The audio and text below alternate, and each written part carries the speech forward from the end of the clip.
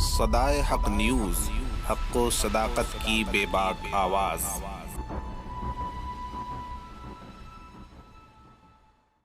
السلام علیکم ورحمۃ اللہ وبرکاتہ۔ میں آفتاب اظہر صدیقی، راشٹری علماء کونسل کا ایک ادنا سا سپاہی۔ آج میری گفتگو کا موضوع ہے کہ ہندوستان میں مسلمانوں کی سیاست کیسے مضبوط ہو۔ ہم اور آپ دیکھتے ہیں کہ ہندوستان میں سیاست کے نام پر بے شمار پارٹیاں بنتی ہیں۔ ان میں سے بہت سی پارٹیاں ایسی بھی ہوتی ہیں جو بہت کم وقت میں کامیابی حاصل کر لیتی ہیں۔ کسی کے ساتھ اس کا گٹھ بندھن ہو جاتا ہے، وہ بہت سی سیاسی چالیں چل کر جیت حاصل کر لیتی ہیں، بہت جلد اپنے ایم ایل ایز کی ایک ٹیم بنا لیتی ہے، دوسری پارٹیوں کے ساتھ گٹھ بندھن کر کے کسی صوبے میں حکومت پر بھی قابض ہو جاتی ہیں۔ ایسا مسلم پارٹی میں کیوں نہیں ہوتا؟ یعنی ایسی کامیابی کسی بھی مسلمان پارٹی کو کیوں نہیں حاصل ہوتی؟ اس کی ایک واحد وجہ تو یہ ہے کیونکہ مسلم پارٹیوں کو نام نہاد سیکولر پارٹیاں اپنے ساتھ اتحاد میں لینا نہیں چاہتی۔ یہ بالکل واضح اور صاف بات ہے۔ ہندوستان میں جتنی بھی مسلم پارٹیاں ہیں، مسلم سیاسی پارٹیاں، ان کو کوئی بھی دوسری نام نہاد سیکولر پارٹی اپنے ساتھ گٹھ بندھن میں اتحاد میں شامل کرنا نہیں چاہتی ہیں۔ تو اب ہمیں کیا کرنا چاہیے؟ ایسا کیا لائحہ عمل اپنانا چاہیے جس سے مسلمانوں کی سیاست مضبوط ہو اور مسلم سیاسی پارٹیوں کو دوسری سیاسی پارٹیاں اپنے ساتھ اتحاد میں شامل کر سکیں اور حصے داری دے سکیں؟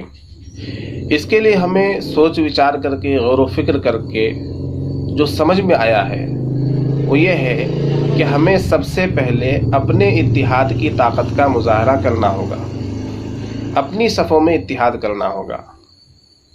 یعنی مان کے چلیے کہ مسلم سیاسی پارٹیاں ہندوستان کے اندر 20 ہیں، 20 ایسی پارٹیاں ہیں جو مسلمانوں کی ہیں اور الگ الگ جگہوں پر وہ اپنی شناخت رکھتی ہیں۔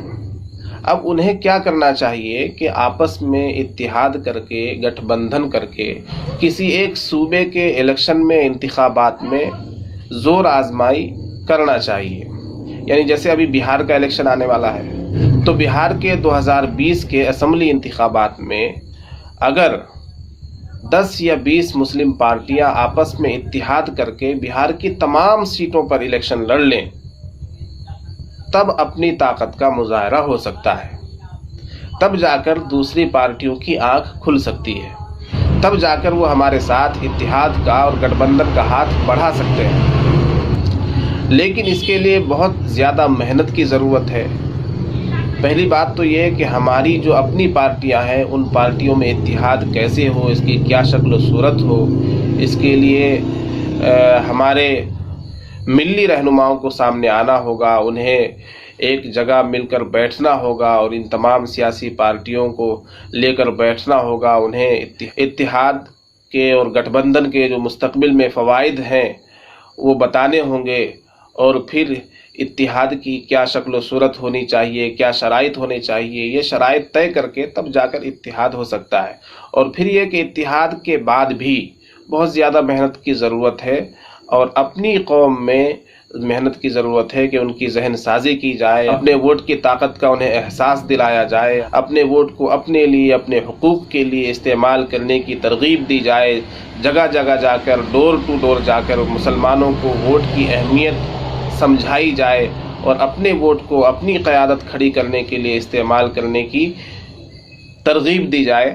تب جا کر ہم کسی ایسی پوزیشن میں آ سکتے ہیں کہ دوسری پارٹیاں ہمارے ساتھ اتحاد کے لیے تیار ہوں گی، بلکہ ہمیں اپنی سرکاروں میں برابر کی حصے داری بھی دینے پر مجبور ہوں گی۔